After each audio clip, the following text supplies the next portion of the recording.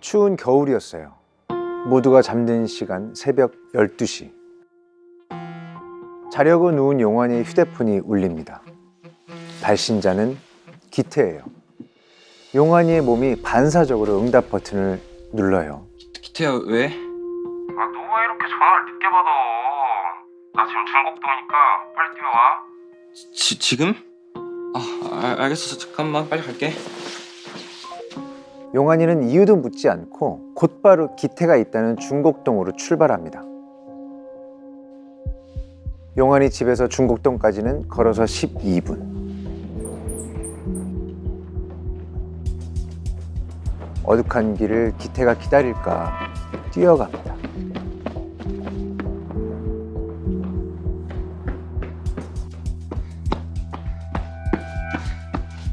그런데 도착하고 보니 기태가 보이질 않는 겁니다. 다시 전화를 걸었죠. 그랬더니 기태가 하는 말이 참 기가 막힙니다. 기태야, 나 지금 중국동인데 너 어디야? 아, 이거 어쩌지? 나 고향 가버렸는데. 너가 다시 이쪽으로 한번 와줘야겠다. 미안해.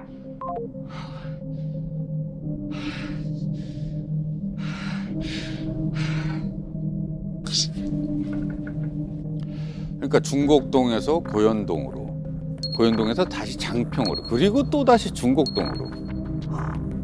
용환이는 기태의 전화 한 통에 밤새 이 동네 저 동네를 이렇게 뛰어다닙니다. 그것도 추운 겨울, 야심한 밤이었습니다. 이건 뭐 그냥 작정하고 골탕 먹이는 거죠. 무슨 근데 이제 용환이도 참다가 화가 났어요. 그리고 중곡동으로 오라는 기태의 마지막 제안을 거절합니다. 그랬더니 살기가 느껴지는 목소리로 기태가 얘기합니다. 안 오면 진짜 뒤지도록 맞을 줄 알아. 네, 그동안 겪은 게 있으니까 용환이는 이제 울며 겨자 먹기로 기태가 있다는 중곡동으로 갑니다. 그런데 또 기태는 그 자리에 없어요. 네, 그렇게 새벽 12시부터 무려 5시간 기태가 오라는 대로 뛰어다녔습니다. 정작 기태는 자기 집에 있었어. 진짜 할 말이 없네요. 네. 2018년 2월 눈이 많이 내리던 날이었습니다. 용환이를 세워놓고 기태무리 4명이 눈뭉치를 던져요. 뭐 멀리서 보면 친구들끼리 눈싸움하고 있는 거구나 라고 보이겠지만 아닙니다. 왜냐하면 용환이를 향해 던지는 그 눈 속에는 딱딱한 돌이 들어있었어요. 얼마나 아팠을까요? 그리고요, 2018년 6월 3일에는요 한 고시텔 주차장에서 용환이가 기태에게 폭행을 당했습니다. 그 폭행의 수준이 얼마나 심각했는지 건너편 빌라 베란다에서 빨래를 널고 있던 한 남성이 쫓아 내려올 정도였다고 합니다. 네, 그날도 폭행의 이유는 없었습니다. 기태는 그냥 용환이를 때렸어요. 주먹과 발로 용환이의 배와 다리를 수차례 때리고 멱살을 잡더니 주차장에 세워져 있던 자동차 보닛에 끌어올려요. 그리고 또 목을 졸랐습니다. 얼굴이 시뻘개지도록. 줄곧 당해왔던 목졸림인데 그날은 정말 정신이 아득했다고 합니다.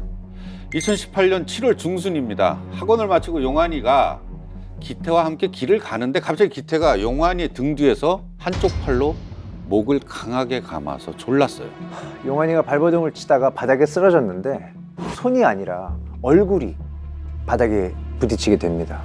그래서 얼굴을 심하게 다쳤는데 그대로 용환이 어머니가 운영하는 그 분식집으로 간 거예요. 네, 용환이 엄마는 용환이 친구들이라고 생각하고 항상 가해 학생들에게 돈을 안 받고 마음껏 음식을 줬습니다. 용환이 얼굴에 상처를 내놓고 진짜 저 무슨 심리야, 무슨 배짱일까요 진짜. 그때 그 상태가 한쪽이 싹 갈리가 있는 상태고 막 얼굴이 또 막 이상했었어요. 그러니까 내가 네 모습 왜 그래? 그러니까 오뎅을 먹고 있던가 뭐 순대를 먹고 있던가 먹으면서 쳐다보고 있어요.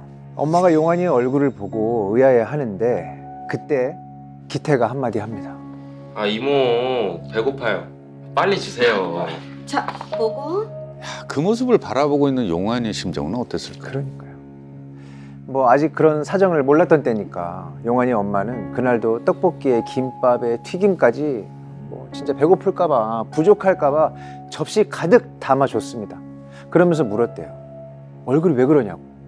그때 용환이가요, 놀다가 넘어졌다고 엄마에게 거짓말을 합니다. 학교에 친구들 데리고 오면 그냥 주고 학교에도 보내고 이제 나를 알렸죠. 엄마가 이런 장사한다. 우리 아들이다. 이제 함부로 우리 애한테 다 하지 못하고 어쨌든 간에 어머니가 저기 계신다.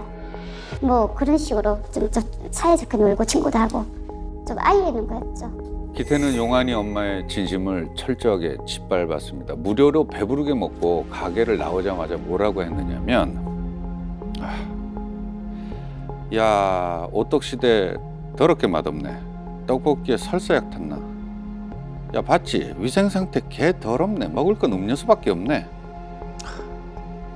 자, 그러면서 엄마 가게에 간판을 올려다보면서 이런 말까지 합니다. 죄송합니다. 이거는 이건 우리가 읽지 말죠. 이거는 네. 읽으면 안 될 것 같습니다. 기태가 용환이 엄마의 이름을 어떻게 알았냐면, 용환이 엄마가 운영하던 분식집 이름이 오떡시대였습니다. 그리고 분식집 간판에 엄마 송선주 씨의 본명이 적혀 있었어요. 네. 용환이 엄마가 이혼하고 수중에 있던 500만 원으로 포장마차를 하면서 떡볶이, 순대를 팔아서 진짜 악착같이 모은 돈으로 가게를 차렸거든요. 거제에 온 지 5년 만에. 내 이름을 걸고 장사를 했거든요. 체인점 가려고 했기 때문에 내 이름이 걸려 있으니까 놀림이 되었죠. 엄마 이름 왜 이게 적냐고, 이름 없애면 안 되냐고, 엄마 장사 이런 거 안 하면 안 되냐고. 지금 그런 생각이 들었죠. 내가 노출이 안 되고 놀림감이 안 되겠고, 내 이름이 놀리면 안 되겠고, 우리 애가 상처 안 받겠고 이런 거. 자신이 열심히 해서 일군 가게입니다. 그리고 자기의 이름을 걸었습니다. 하지만 그것 때문에 용환이가 놀림받게 될 줄 엄마는 정말로 상상을 못했을 겁니다. 그런데 이게 끝이 아닙니다. 승재에게 대체 무슨 일이 있었던 걸까요? 경찰은 승재가 투신 당시 손에 꼭 쥐고 있던 뭔가를 발견합니다. 승재가 남긴 종이 한 장.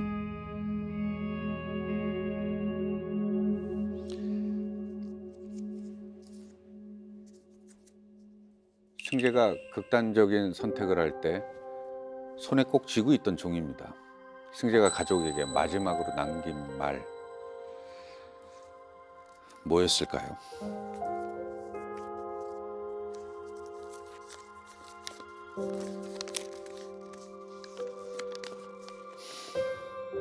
엄마, 유서는 내 핸드폰에 있어. 핸드폰은 책상 오른쪽 서랍에 있어. 혹시나 자기가 써둔 유서를 발견을 하지 못할까 봐 휴대폰 위치와 비밀번호를 적어둔 종이를 마지막까지 손에 꼭 쥐고 있었던 거예요. 가족들은 곧바로 승재의 휴대폰을 찾아서 열어봅니다. 그리고 알게 됩니다. 그동안 가족, 친구들, 세상 그 누구도 몰랐던 3년이나 골마온 승재의 상처를 말입니다. 네.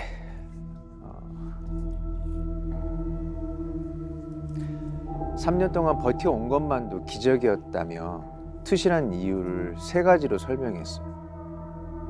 첫 번째는 흑역사가 알려져서 중학교 2학년 때 일이라고 합니다. 두 번째는 일요일 날에 일이 알려지는 게 싫어서, 그리고 마지막 3번째는 이게 너무 가슴이 아프네요. 장래가 없어서. 경찰은 두 번째 이유에서부터 단서를 찾기 시작했습니다. 과연 지난 일요일에 무슨 일이 있었던 걸까? 당시에 검찰, 경찰 수사권 분리가 안 돼 있던 시절이어서 모든 사건을 1차적으로 경찰이 수사한 뒤에 검찰에서 같은 내용을 한 번 더 수사했어요. 검찰은 조사를 시작하자마자 금방 유서 속 일요일 사건에 대해서 파악합니다. 왜냐하면 이틀 전 승재는 친구들과의 카톡방에서 일요일 날 있었던 사건을 이야기하면서 자살을 암시하는 글을 썼습니다. 친구들과 주고받은 내용이 뭐냐면요. 지금 왼쪽 어깨가 시리고 숨쉬기가 힘들어. 맞았다고 쳐. 근데 그 새끼들이 때리고 말 거냐는 거지.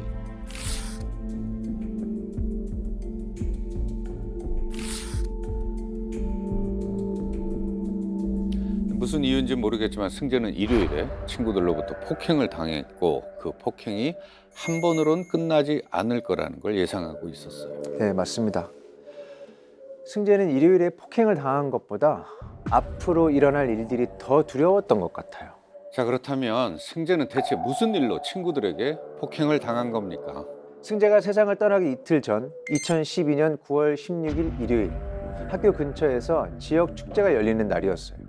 승재 반 친구 몇 명은 야간 자율학습을 몰래 빠져나와서 그 축제를 보러 갔습니다. 네, 뭐 학교 근처에서 축제한다고 하면 흔히 뭐 야자 빠지고 뭐 우르르 몰려가고 그럽니다. 선생님이 학생들 감시한다고 쭉 둘러보는데 아니나 다를까 텅텅 빈 거예요. 그래서 승재에게 왜 이렇게 자리가 많이 비었어? 이렇게 묻습니다. 그럼 대답을 안 할 수가 없죠. 선생님이 물어보시는. 그래서 승재가 근처에서 축제가 열린다는데 딱 요만큼, 요 정도만 얘기를 했다고 해요. 그런데 친구들은 승재의 고자질로 자기들이 혼났다고 생각을 하고 복수하겠다고 폭행을 한 겁니다. 네, 그래서 학교 화장실로 불러내서 가슴과 허벅지 쪽을 수차례 구타했습니다. 경찰은 가해 학생들을 불러서 조사를 했습니다. 그런데 더 놀라운 사실이 밝혀집니다. 저만 한 거 아니에요. 옆에 있던 걔가 더 많이 때렸어요. 자, 우리가 여기서 주목해야 하는 건 승재를 괴롭힌 친구가 한 명이 아니라는 사실입니다. 승재가 세상을 떠나고 며칠 뒤 학생 부장이 승재의 반을 찾아왔습니다. 여기서 승재 괴롭히거나 때린 사람 있으면 손 들어.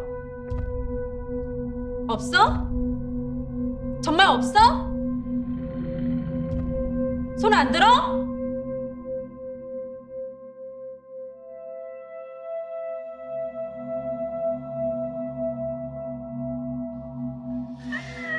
같은 시각 승재 교실 바로 옆에는 엄마 은수 씨가 앉아 있었어요.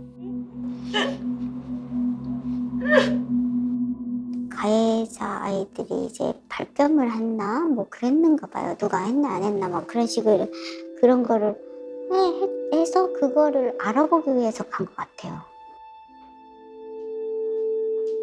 그런데 그때 한 학생이 교실 안으로 들어옵니다. 승재 어머니께 잘못했다고 말해. 죄송합니다.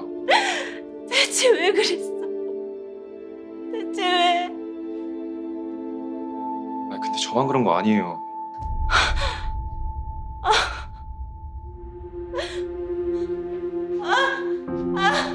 승재는 무려 10명이 넘는 친구들에게 괴롭힘을 당했다는 거예요.